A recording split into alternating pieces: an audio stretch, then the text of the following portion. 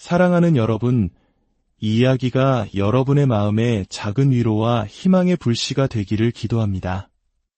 잠시 시간을 내어 구독과 좋아요를 눌러주시면 이 은혜의 메시지가 더 많은 이들에게 흘러가는 귀한 통로가 될 것입니다. 여러분의 삶에 하나님의 평강이 가득하기를 축복합니다. 우리 인생에는 의학이 더 이상 손쓸 수 없고 의사도 고개를 저으며 과학의 한계가 명확해지는 순간들이 찾아옵니다. 고통과 두려움, 불확실함 속에서 홀로 잠 못 이루는 밤, 바로 그런 순간에 우리의 믿음이 그 진가를 발휘합니다. 그때 하나님의 말씀은 단순히 종이 위에 적힌 글자가 아니라 우리를 지키는 무기이자 방패이며 상처를 싸매는 치유의 향유가 됩니다. 하나님의 말씀은 살아있고 운동력이 있기 때문입니다. 오늘 저는 여러분과 함께 모든 질병을 치유할 수 있는 힘을 가진 세 편의 시편 말씀을 나누고자 합니다. 일부나 대부분이 아닌 모든 질병을 치유할 수 있는 능력의 말씀입니다. 첫 번째 약속은 시편 103편 3절의 말씀입니다. 그가 내 모든 죄악을 사하시며 내 모든 병을 고치시며 이것은 그저 위로의 말이 아닙니다. 이것은 창조주 하나님의 신성한 선포이며 우리와 맺으신 언약이자 가장 어두운 순간에 우리를 건져 올리는 생명줄입니다. 여러분이 이 구절을 읽을 때 여러분은 단순히 고대의 문서를 읽는 것이 아닙니다. 여러분은 전능하신 하나님의 손으로 직접 쓰인 약속을 읽고 있는 것입니다. 그리고 그 약속은 바로 지금 이 말씀을 듣고 있는 당신을 위한 것입니다. 말씀은 너의 모든 병을 고치신다고 선포합니다. 몇 가지 질병이나 인간이 이해할 수 있는 병만을 말하는 것이 아닙니다. 이름이 알려진 병이나 치료법이 있는 병에 국한되지 않습니다. 모든이라는 단어는 말 그대로 모든 것을 의미합니다. 암, 당뇨, 심장병, 우울증, 불안장애, 관절염, 만성통증, 그리고 우리 몸속에 숨어있는 이름 모를 고통까지 그 모든 것을 하나님은 고치십니다.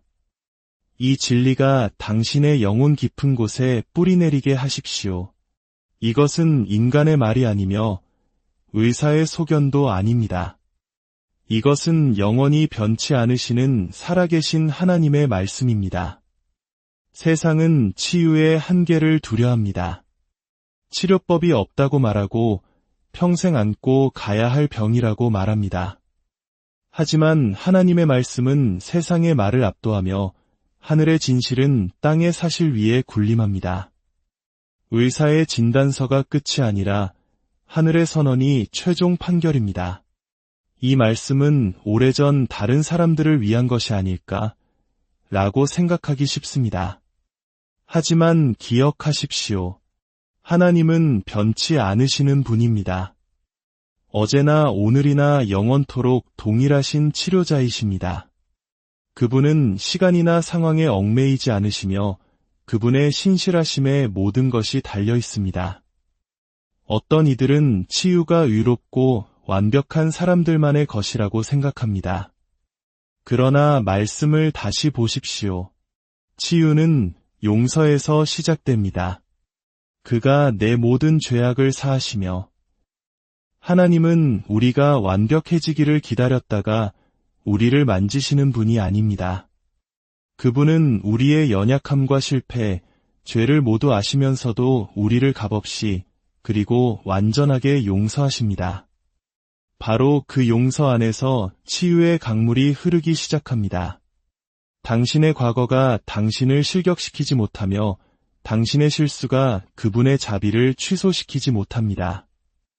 당신의 죄를 지우시는 하나님과 당신의 병을 고치시는 하나님은 동일한 한 분이십니다. 몸이 아플 때 우리의 마음은 전쟁터가 됩니다.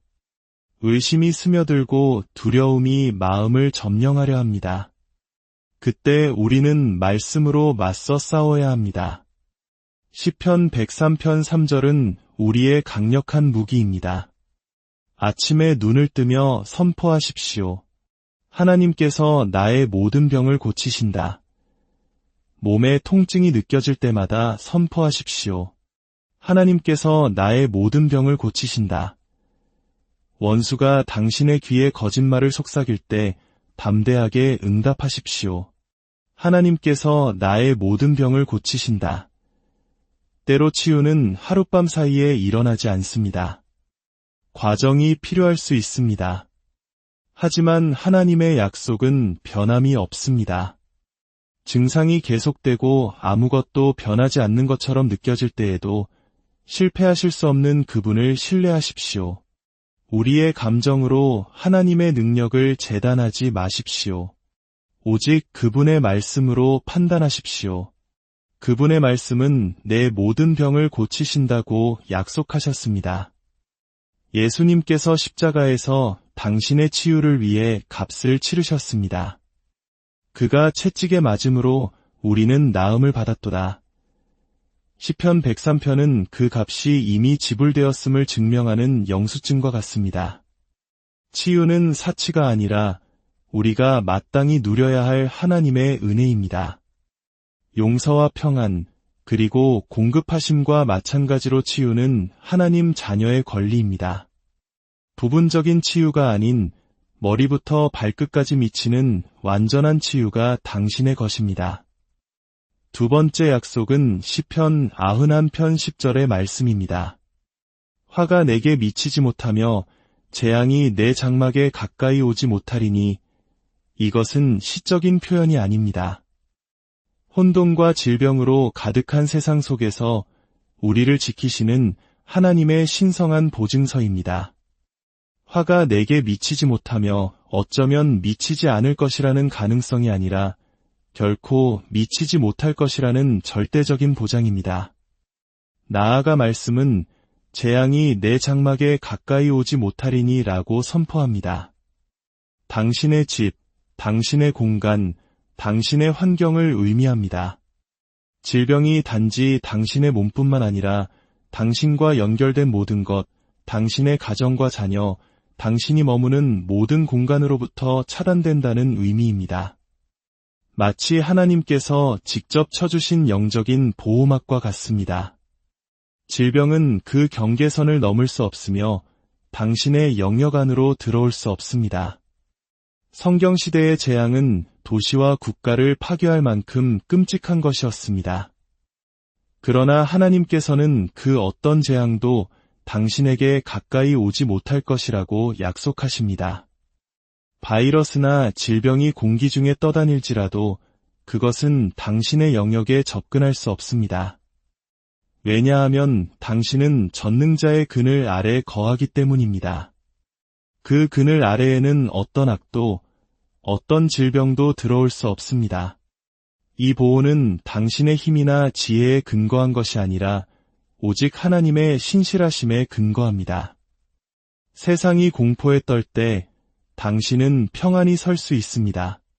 두려움이 만연할 때 당신은 안식할 수 있습니다. 누가 당신을 덮고 계신지, 누가 당신의 발걸음을 지키시는지, 누가 당신의 문 앞에 천사를 세우셨는지 알기 때문입니다. 이 약속을 당신의 삶과 자녀, 가정과 직장 위에 매일 선포하십시오. 당신이 말씀을 선포할 때 당신의 공간 안에 있는 보호의 능력이 활성화됩니다.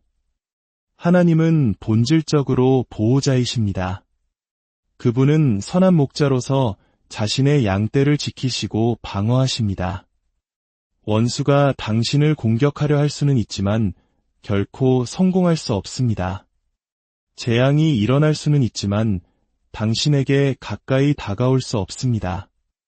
이 보호는 육체적인 것뿐만 아니라 우리의 마음과 감정까지 포함합니다. 불안은 재앙이며 우울과 절망 또한 재앙입니다. 말씀은 어떤 재앙도 가까이 오지 못할 것이라고 하셨습니다. 이는 당신의 마음과 영혼 또한 보호받는다는 의미입니다. 파괴적인 생각과 감정이 당신 안에 뿌리내릴 수 없습니다. 하나님의 보호는 24시간 계속됩니다. 그분은 졸지도 주무시지도 않으시며 당신을 지키는 일을 잠시도 쉬지 않으십니다. 세 번째 약속은 시편 118편 17절의 말씀입니다. 내가 죽지 않고 살아서 여호와께서 하시는 일을 선포하리로다. 이 말씀은 단순한 진술이 아니라 두려움과 질병, 그리고 우리의 생명을 앗아가려는 모든 것에 맞서는 영적 전투의 함성입니다. 이것은 희망사항이 아니라 생사와 화복이 혀의 권세에 달렸음을 아는 자가 생명을 선택하는 결단이며 선포입니다. 질병이 찾아올 때 그것은 자신의 목소리를 가지고 찾아옵니다. 너는 이겨내지 못할 거야. 이게 끝이야 라고 속삭이며 절망의 씨앗을 심으려 합니다. 그러나 시편 118편 17절은 우리에게 확신의 참 목소리로 응답할 힘을 줍니다. 아니, 나는 죽지 않고 살 것이다. 이것은 현실 부정이 아니라 믿음의 선포입니다. 질병의 진단서보다, 고통의 목소리보다 하나님의 말씀을 더 신뢰하기로 선택하는 것입니다. 당신이 나는 죽지 않고 살 것이다 라고 선포할 때 당신은 질병이 최종 권위를 갖지 않음을 선언하는 것입니다. 아직 당신에게는 사명이 있고 당신의 혈관에는 목적이 흐르고 있으며 당신을 향한 하나님의 계획은 끝나지 않았음을 선언하는 것입니다. 이 말씀은 모래 위에 선을 긋습니다. 한쪽은 두려움과 포기이며 다른 한쪽은 믿음과 싸움입니다. 당신이 나는 죽지 않고 살 것이다 라고 말할 때 당신은 싸움을 선택하는 것입니다. 당신의 육체와 꿈, 미래를 향한 죽음의 선고를 거부하는 것입니다. 말씀의 뒷부분은 더욱 중요합니다. 살아서 여호와께서 하시는 일을 선포하리로다. 우리는 그저 생존하는 것이 아니라 살아가는 것입니다. 하나님은 우리가 겨우 버티기를 원치 않으시고 온전하고 강건하며 기쁨과 목적으로 충만한 삶을 살기를 원하십니다. 그리고 그 삶을 통해 하나님의 살아계심을 증거하기를 원하십니다. 이것이 바로 한국 기독교 문화에서 중요하게 여기는 간증의 능력입니다. 하나님께서 나를 고치셨습니다 라고 말할 때 우리는 그분의 일을 선포하는 것입니다.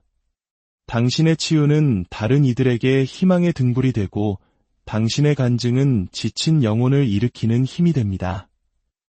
원수가 당신의 목소리를 멈추게 하려는 이유가 바로 여기에 있습니다.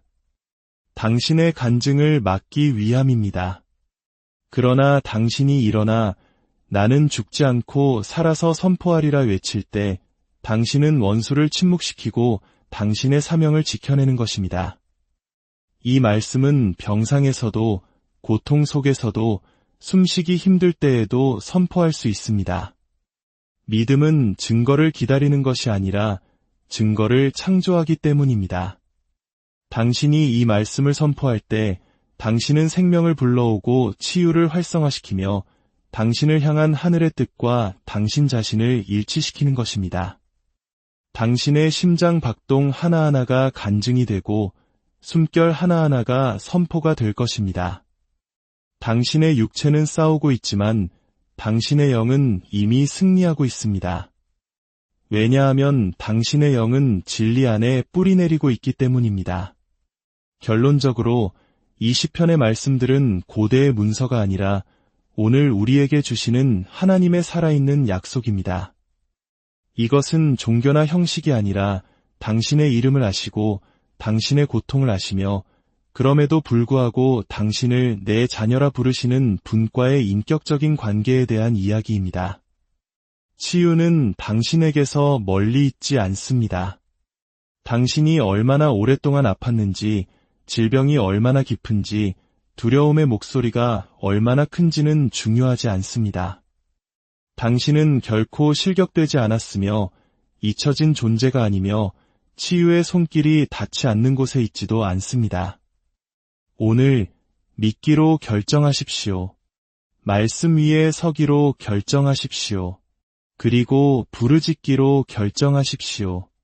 주 나의 하나님이여, 내가 주께 부르짖음에 나를 고치셨나이다. 그 부르짖음에 하늘이 응답하고 묶임이 끊어지며 닫혔던 문이 열릴 것입니다. 원수가 의심과 두려움으로 당신을 공격할 때 진리의 말씀으로 그를 대적하십시오. 하나님은 당신의 모든 죄를 사하시고 모든 병을 고치신다고 상기시키십시오. 어떤 재앙도 당신의 집에 가까이 오지 못한다고 상기시키십시오. 당신은 죽지 않고 살아서 하나님의 위대하심을 선포할 것이라고 상기시키십시오. 당신은 결코 무력하지 않습니다. 당신에게는 하나님의 말씀이라는 강력한 무기가 있습니다. 이것은 싸움이지만 당신은 결코 혼자가 아닙니다.